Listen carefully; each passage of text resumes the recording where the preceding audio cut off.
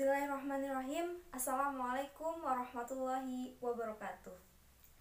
Alhamdulillahirabbil alamin wa bihi nasta'in wala umuri dunya waddin wassalatu wassalamu asrofil anbiya'i wal mursalin wa ala alihi wa sahbihi ajmain amma ba'du.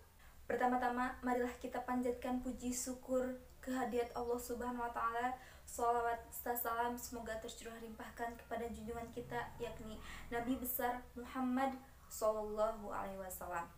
Tak lupa kepada keluarganya, sahabatnya, tabi'in dan tabiatnya, dan sampailah kepada kita selaku umatnya. Semoga di yaumil akhir nanti kita mendapat syafaatnya.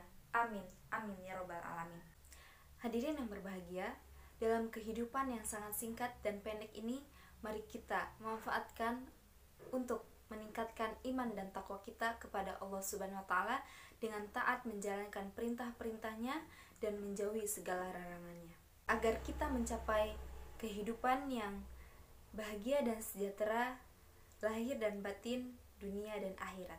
Kita akan dapat memperoleh kehidupan yang damai dan sejahtera, bahkan bahagia di surganya Allah Subhanahu wa taala jika kita umat Islam ini betul-betul mau memperhatikan kewajiban-kewajibannya, terutama kewajiban kepada Allah Subhanahu wa taala. Misalnya kewajiban sholat 5 waktu, zakat, puasa dan lain sebagainya. Rasulullah Shallallahu Alaihi Wasallam bersabda, yang artinya, takutlah kepada Allah, kerjakanlah sholat 5 waktumu, puasalah di bulan suci Ramadan, keluarkan zakat hartamu sebagai pembersih jiwamu, dan taatilah sesuatu yang diperintahkan kepadamu, maka kamu masuk surga Tuhanmu. Kemuliaan manusia sebagai hamba Allah yang beriman itu adalah karena kepatuhannya kepada Allah Subhanahu wa taala dengan menjalankan kewajibannya dan menjauhi segala larangannya, yang di Islam itu disebut dengan takwa. Pada suatu hari, Rasulullah Shallallahu Alaihi Wasallam pernah ditanya oleh sahabatnya, dan hal itu disampaikan lewat hadis beliau, yaitu An Abi Hurairah radhiyallahu anhu qala, qila ya Rasulullah, man akramun nisa? Qala atqakum. Rawahu Bukhari Muslim. Yang artinya, dari sahabat Abi Hurairah radhiyallahu anhu berkata, Nabi ditanya, "Ya Rasulullah, siapa manusia yang termulia itu?" Beliau menjawab, "Di antara kamu yang paling bertakwa." Hadis riwayat Bukhari Muslim. Hadirin yang berbahagia, kemuliaan manusia juga itu karena budi pekertinya yang baik, ucapannya yang baik dan benar, perbuatan yang baik, sikapnya yang baik, dan segala-gala yang dipandang baik oleh setiap manusia yang mengenalnya. Budi pekerti yang baik dan akhlak yang mulia itu adalah cerminan amaliyah penduduk surga yang seharusnya dimiliki dan dilakukan oleh setiap manusia muslimah dalam pola dan perilaku kehidupan sehari-hari.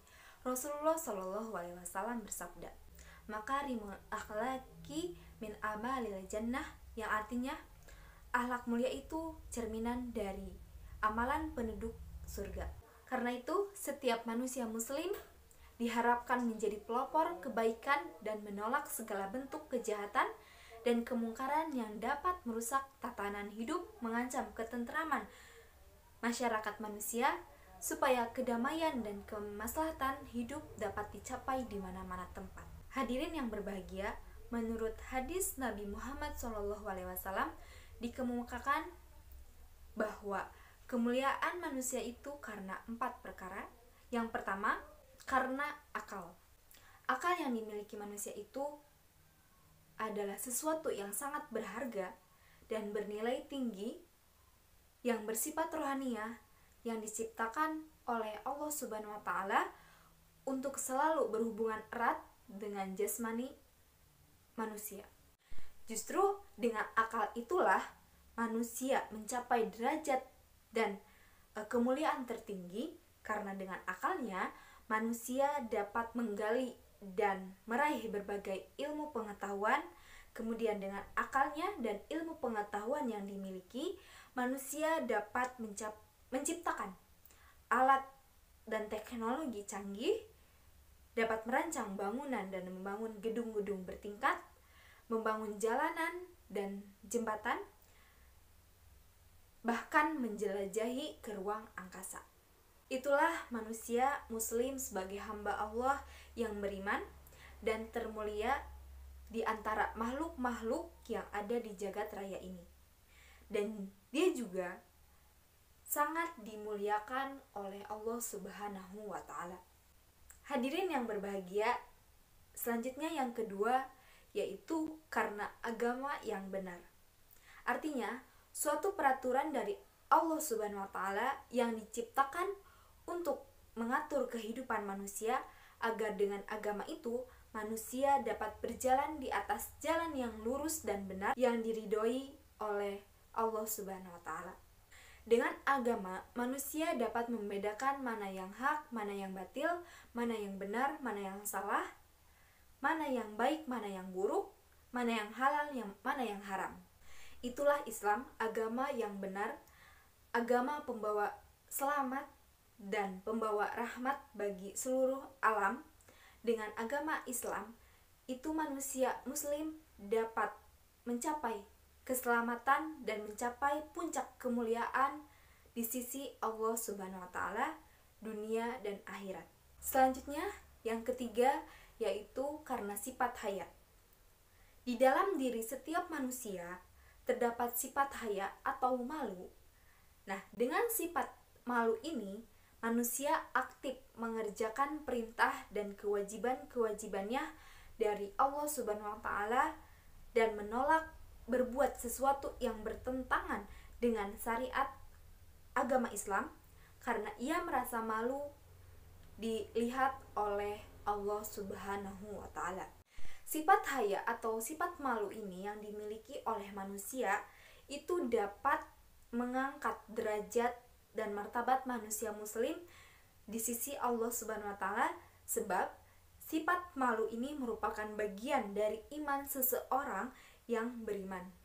Rasulullah Shallallahu Alaihi Wasallam bersabda, hal aya'u syubatul minal iman, yang artinya sifat malu itu adalah cabang dari iman.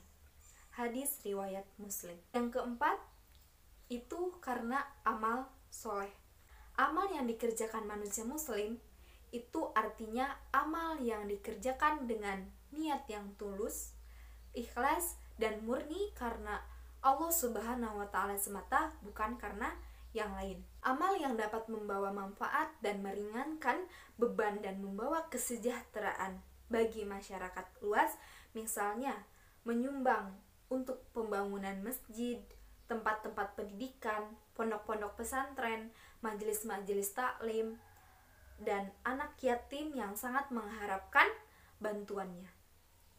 Amal-amal seperti itulah yang menjadikan manusia muslim mulia di dunia dan juga di hadapan Allah Subhanahu wa Ta'ala di hari akhir nanti.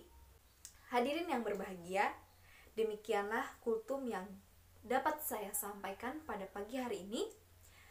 Mudah-mudahan dapat berkenan dan dapat bermanfaat bagi kita semua. Amin. Amin ya rabbal alamin.